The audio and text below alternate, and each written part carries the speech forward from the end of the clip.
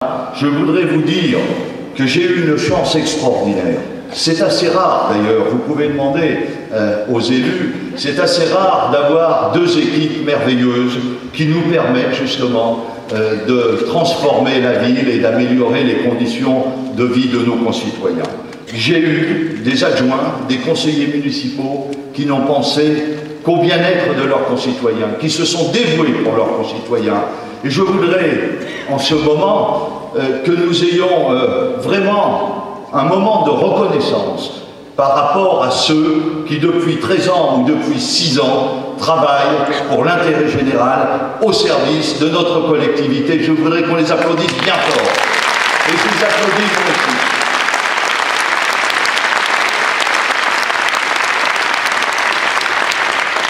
Il est tellement facile de critiquer les élus. Il est tellement facile de diffuser le tous pourri comme on l'entend trop souvent à la radio ou à la télévision.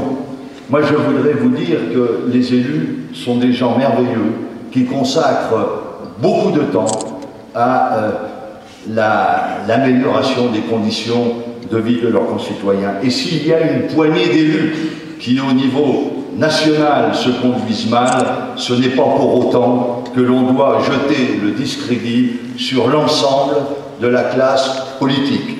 Je tenais à le préciser parce que j'ai vécu des moments merveilleux, j'ai vécu aussi des moments très difficiles à leur côté. Ce n'est pas simple d'être élu.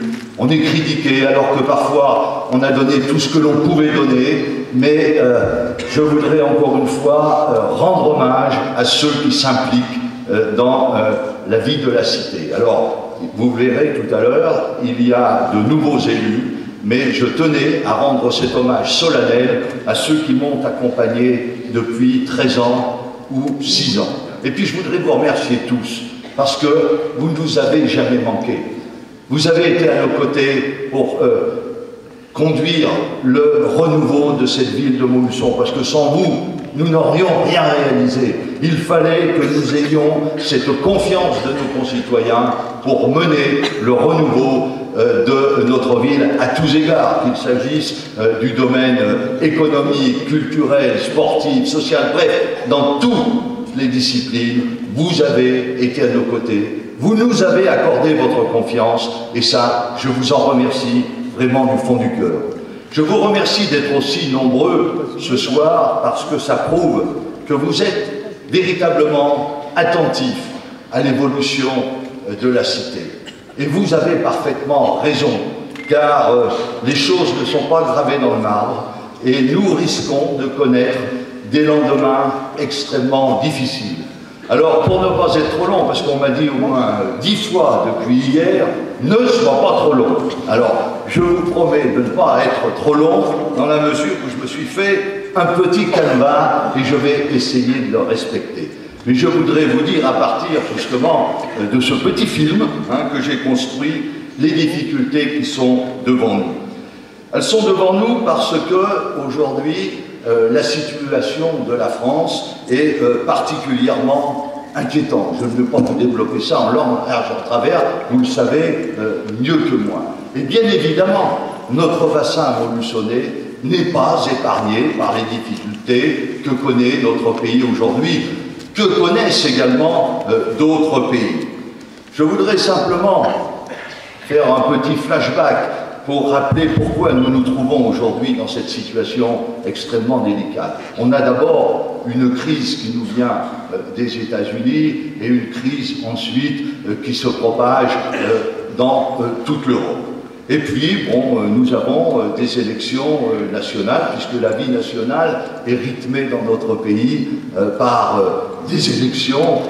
Nous en avons dans quelques jours, nous en aurons dans quelques mois, nous en aurons encore dans d'autres l'année prochaine, on va dire. Bon, bref, la vie politique française est rythmée par un certain nombre d'élections.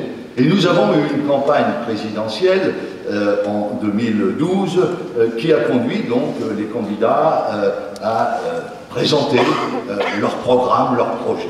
Et nous avons un candidat, François Hollande, qui nous a fait beaucoup de promesses. François Hollande devait réenchanter le rêve français. Il a fait beaucoup de promesses, beaucoup trop, car aujourd'hui ça se traduit comment?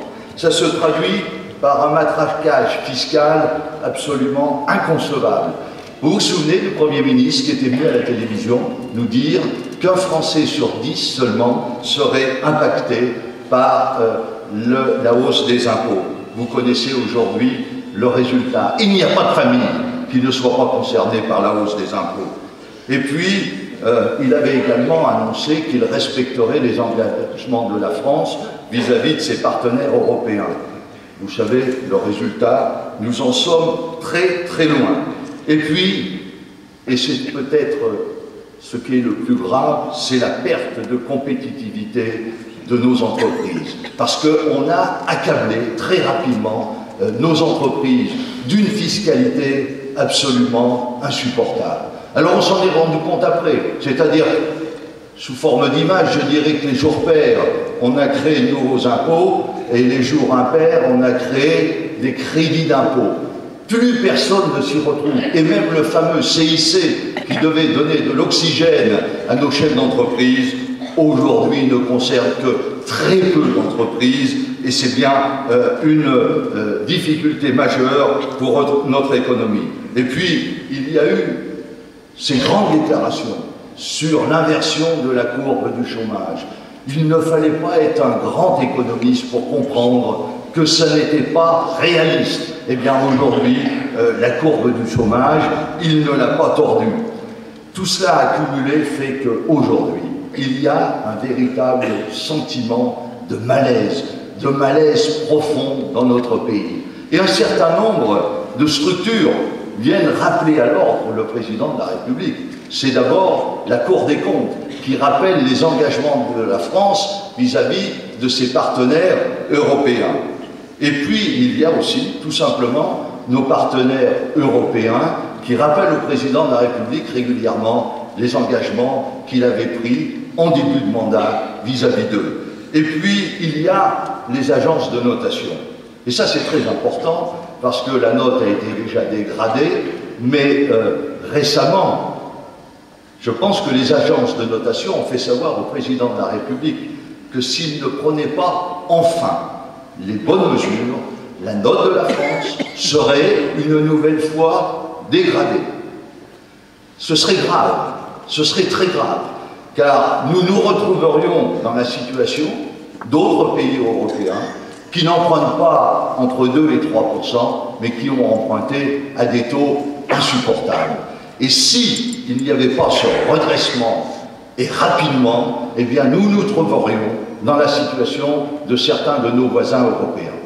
Alors, face à ces 3 sommations, le président de la République, très justement d'ailleurs, a décidé la mise en place d'un pacte de responsabilité. Pacte négocié avec le patronat français, avec les entreprises françaises. Je vous le dis de manière très sincère, je souhaiterais que le pacte de responsabilité se réalise et apporte les fruits que nous attendons de lui. Hélas, 3 fois hélas, je crois que ce pacte de responsabilité, une fois de plus, restera lettre morte, parce que personne n'y croit. Regardez ce qui se passe au sein de la majorité, j'ose à peine dire majorité présidentielle. C'est une cacophonie invraisemblable, absolument invraisemblable. Il y a également quelque chose de grave, c'est la perte de confiance du tissu économique. Les chefs d'entreprise, et j'en vois beaucoup, je parle avec eux, ne croient plus du tout dans cette politique. Et puis, pour réussir le pacte de responsabilité, il faudrait que le président de la République dispose d'une majorité. Or, observez-le, aujourd'hui, une partie de sa majorité n'est plus avec lui, et certains sont carrément dans l'opposition. Et donc aujourd'hui, il est très difficile pour le président de la République de redresser la barre. Alors confronté à cet échec politique, à cet échec économique, le président de la République est confronté à deux scénarios catastrophes. Le premier scénario catastrophe, c'est réaliser à tout prix, je dis bien à tout prix, des économies. Et là, il va se mettre immanquablement une partie de son électorat à dos, enfin de ce qu'il en reste. Regardez ce qui s'est produit ces derniers mois. Le président de la République avait promis le recrutement de 60 000 enseignants. Ce n'est pas rien, 60 000 enseignants. À mon avis, c'était une promesse extrêmement délicate à tenir. Bien évidemment, il ne peut pas la tenir. Il ne l'a pas tenue. Pour le département de l'Allier, je tiens à vous le dire, sur l'année 2013, c'est pas plus d'enseignants, c'est moins 11 enseignants pour le département de l'Allier. Et puis il avait dit, la sécurité, c'est quelque chose d'essentiel, et je suis d'accord avec lui. Et nous allons recruter des policiers parce que le gouvernement précédent, dans le cadre de la RGPP, a diminué de manière trop rapide et trop sensible le nombre de policiers. Je suis d'accord avec lui. Sauf qu'il n'a pas recruté de policiers. Et ce qui est grave, c'est que pour boucher les trous, aujourd'hui, vous vous souvenez tous, il y a quelques mois de l'affaire de Marseille, il est allé à Marseille, le Premier ministre est allé à Marseille, et il a dit on va affecter des policiers. Vous savez où ils les ont pris, les policiers? Mais ils les ont pris dans les autres circonscriptions. Et aujourd'hui, on se retrouve, nous, à Montluçon, une ville où, justement, nous n'avions pas de problème de sécurité, parce que l'effectif moyen de référence du commissariat avait été maintenu depuis une dizaine d'années. Eh bien, aujourd'hui, nous sommes à moins 19 policiers au commissariat. Et on commence à me dire, on ne peut plus assumer convenablement les missions. Et puis, autre exemple, je pourrais les multiplier. Autre exemple, pour ce qui concerne la santé. Le président de la République, vous l'avez entendu comme moi, a dit à de très nombreuses reprises, la santé, ça n'a pas de prix. Oui, mais Marisol Touraine vient de lui rappeler qu'elle avait un coût, la santé. Elle a un coût, et donc aujourd'hui, c'est moins 96 agents à l'hôpital de Montluçon. Et l'objectif, c'est d'atteindre moins 125 agents à l'hôpital de Montluçon. Ça veut dire aujourd'hui que le président de la République se met dans une situation extrêmement délicate vis-à-vis de la fonction publique, qu'elle soit nationale ou hospitalière. Et puis, peut-être plus grave encore, c'est la diminution des dotations aux collectivités locales. Car quand on n'a pas su faire les bonnes réformes au bon moment et aux bons endroits, et on se retrouve donc dans une situation très délicate, comme je viens de l'indiquer, avec un certain nombre de clignotants qui se mettent au rouge, et il faut bien trouver des ressources. On a déjà prélevé plus de 50 milliards sur les entreprises et sur les foyers. Alors aujourd'hui, où trouve-t-on l'argent pour calmer notamment nos partenaires européens? Eh bien, on trouve cet argent tout à fait naturellement au sein du réservoir des dotations destinées aux collectivités. Et ça, c'est, je pense, le plus grave. Il a déjà prélevé 4,5 milliards de dotations aux collectivités. Eh bien, je puis vous dire aujourd'hui que c'est peut-être la décision la plus grave, car les collectivités locales ne seront plus à l'avenir, pour certaines en mesure d'assurer convenablement leur mission. Je pense au Conseil général qui fait dans le domaine social, et je pense également aux communes, aux communautés d'agglomération qui ont l'impérieux devoir de développer les équipements dans leur ville. Avec moins 4,5 milliards de dotation, j'entends tous mes collègues me dire « Nous ne pourrons plus faire face aux nécessités de modernisation de nos collectivités ». Et je disais il y a un mois, et j'ai des témoins, mes adjoints le savent, je disais « Vous allez voir, 4,5 milliards, ce ne sera pas suffisant. » Parce que ça fait quand même maintenant un mois qu'on a lancé le pacte de responsabilité. Est-ce que vous avez vu bouger une ligne? Rien. Rien n'a bougé, et donc il va devoir pomper un peu plus dans le réservoir des collectivités locales. Et ce matin, ou hier, dans un quotidien national, il y a une indiscrétion venue d'un ministère qui indique qu'on se proposerait au plus haut niveau de prendre, tenez-vous bien, 10 milliards de plus dans les dotations aux collectivités locales. Voilà la situation, mes amis, devant laquelle nous sommes placés aujourd'hui, et nous allons donc vivre un troisième mandat, pour ce qui nous concerne, qui sera extrêmement difficile, très difficile. Personne ne sera épargné, les contribuables, y compris les plus vulnérables, parce que, comme je l'indiquais, si le Conseil général n'est pas en état d'agir convenablement, ce sont les plus vulnérables qui trinqueront les premiers. Les collectivités locales, je viens de vous l'indiquer, ne seront plus en mesure d'assurer ce qu'elles assument depuis maintenant des décennies.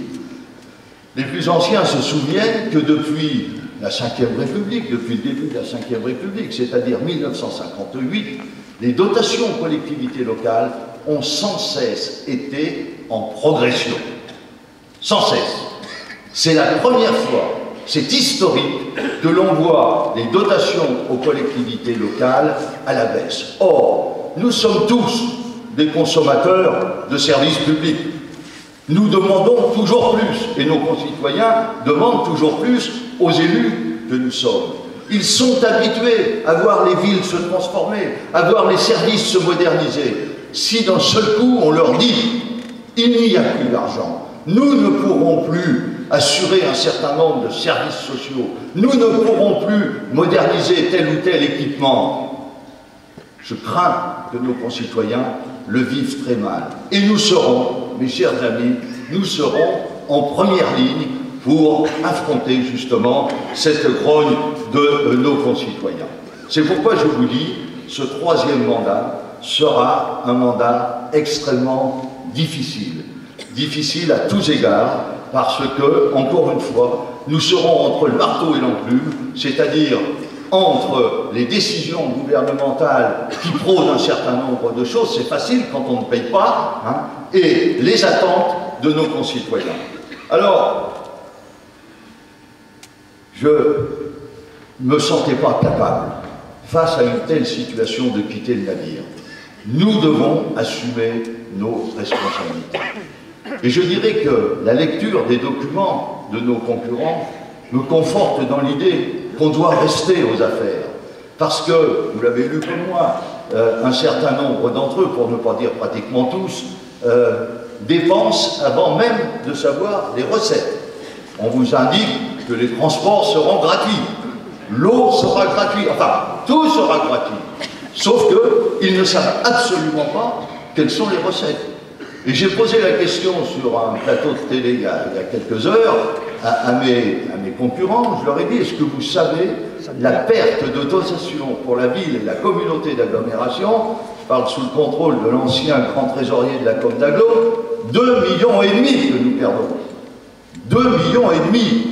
Ça veut dire que ce sera extrêmement difficile, mais extrêmement difficile de faire face à la situation dans ces conditions-là.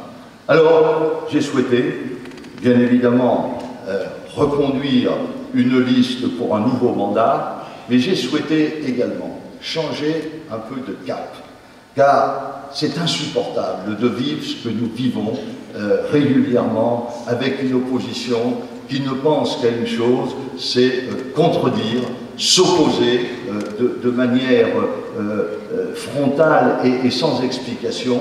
Et moi, je souhaite aujourd'hui que nous soyons plus intelligents au niveau local. Il faudrait, au niveau national, moi je vous dis comme je le pense, il faudrait une union nationale. La France est en difficulté, on devrait tous se serrer les coudes pour répondre aux difficultés du moment. Au niveau national, vous voyez ce qu'il en est, c'est pratiquement impossible. Eh bien, moi j'ai souhaité qu'au niveau local, toutes sensibilités confondues, nous soyons capables de nous rassembler pour faire face à l'adversité et faire en sorte que notre bassin molusonnais ne souffre pas trop de la crise. J'ai rencontré des gens que je connais bien, de sensibilités différentes de la mienne, mais des gens que j'ai pu apprécier par le passé, des gens qui sont compétents et des gens qui sont honnêtes. Eh bien, je leur ai demandé de nous rejoindre pour conduire ce nouveau mandat qui sera extrêmement difficile. J'ai, pour conduire cette, avant de conduire, pour établir cette nouvelle liste, donc solliciter différentes sensibilités. Et je vais vous dire les 3 paramètres qui ont guidé mon choix. Le premier paramètre, c'est d'abord et avant tout, au-delà des étiquettes politiques, je m'en moque, on voit bien ce que sert, à quoi servent les idéologies aujourd'hui. Ce qui compte d'abord et avant tout, ce sont les qualités intrinsèques de l'homme ou de la femme et ses compétences. La deuxième qualité, c'est sa détermination à agir pour l'intérêt général, encore une fois, au-delà de toutes les chapelles politiques. Et enfin, une volonté d'ignorer les querelles de politique politicienne. Alors certains me disent, c'est une véritable utopie ton affaire. Pas du tout. Pas du tout. Ça fait maintenant 13 ans que je préside aux destinées de la ville ou de la communauté d'agglomération. J'ai pu constater pendant ces 13 années que 95, 96, 97, 18% des délibérations étaient votées à l'unanimité. Et lorsqu'elles ne l'étaient pas, c'est parce que certains, en mal de notoriété ou en mal de contradiction, voulaient absolument se distinguer. Vous vous souvenez tous, je ne vais pas donner beaucoup d'exemples, mais je pourrais les multiplier. Vous vous souvenez tous de l'opposition que j'ai rencontrée lorsqu'il s'est agi de construire le centre aqualudique. Certains voulaient construire le centre aqualudique sur l'ancienne gare routière. On aurait mis la pataugeoire là-bas. Donc, j'ai acquis, au cours de ces 13 années, qu'il n'était pas impossible de travailler ensemble, même si on avait des sensibilités différentes, pour peu que l'on soit honnête intellectuellement et que l'on fasse preuve d'objectivité. J'ajouterai que pour établir cette liste, j'ai souhaité également que soient représentées toutes les couches de la population, toutes les couches sociales, toutes les générations. Et c'est pourquoi nous avons fait appel à des jeunes, voire à des très jeunes, pour nous rejoindre dans cette aventure. Alors j'ai entendu un certain nombre de choses. Certains m'ont dit récemment que ce type de mélange des sensibilités allait troubler les esprits. C'est ce qu'on m'a dit sur le marché, pas plus tard que dimanche dernier. J'allais troubler les esprits. Bien, à cela, je répondrai que la France a surmonté ses plus grandes épreuves lorsqu'elle a su se rassembler justement pour affronter ensemble la difficulté. Ceux qui se sont rassemblés autour du général de Gaulle, qu'il s'agisse de Jean Moulin, qu'il s'agisse de Rolf Tanguy, ne se sont pas posé la question de savoir s'ils étaient socialistes, communistes ou gaullistes. Non, ils se sont posé la question de savoir s'il fallait se mobiliser pour défendre la France. Et ils l'ont fait. Et ils l'ont fait de manière merveilleuse. Et deuxième observation que je ferai à ceux qui pensent que je trouble les esprits, c'est une émission de télévision récente qui m'est venue à l'esprit immédiatement. J'ai vu il y a quelques jours un débat entre M. David Assouline et M. Mélenchon qui m'a laissé perplexe, car il donnait de la France une curieuse idée et une bien mauvaise image. Alors mes amis, vous le savez, j'aime passionnément Montluçon. Mes racines y sont profondes et j'ai voulu rassembler toutes les sensibilités pour renforcer nos capacités d'intervention. Ça ne va pas au-delà. Il n'y a pas de calcul politique comme certains m'ont dit. Non, il y a cette volonté de rassembler pour être plus fort. Ainsi, notre union, car j'ai longuement discuté avec ceux qui ont accepté de me rejoindre, ce sont des républicains. Ils partagent les mêmes valeurs républicaines que nous et la même ambition partagée pour Montluçon. Eh bien, cette union donne à cette liste une puissance exemplaire et vous le verrez dans les mois et les années qui viennent. Je vous remercie de votre attention. Je vous ai expliqué pourquoi j'avais constitué cette liste de cette manière-là. Et je vais laisser maintenant à mon ami Jean-Charles Schill, qui fait partie de cette liste, le soin de vous les présenter. Et moi, je vais vous présenter en quelques mots mon ami Jean-Charles Schill. C'est lui donc qui va vous présenter cette liste de grands rassemblements. Jean-Charles, beaucoup d'entre vous le connaissent, car c'est un homme absolument exceptionnel. Vous l'avez entendu tout à l'heure, et vous l'entendrez dans quelques instants. C'est un homme jovial, enthousiaste, courageux, qui s'intéresse à tout et cultive l'amitié avec un humanisme auquel rien ne résiste. Enseignant, connu et reconnu, hier, proviseur d'Einstein et de Paul Constant, il a su, pour le bonheur de ses élèves, tisser les liens indispensables entre le monde de l'éducation et le monde de l'entreprise. Et puis son talent s'exerce également dans beaucoup d'autres domaines. Il s'exerce notamment sur les champs de course, où sa verve et son enthousiasme feraient pâlir de jalousie le retraité Léon Zitrone. Bref, un colistier remarquable au service de notre collectivité. Jean-Charles, à vous.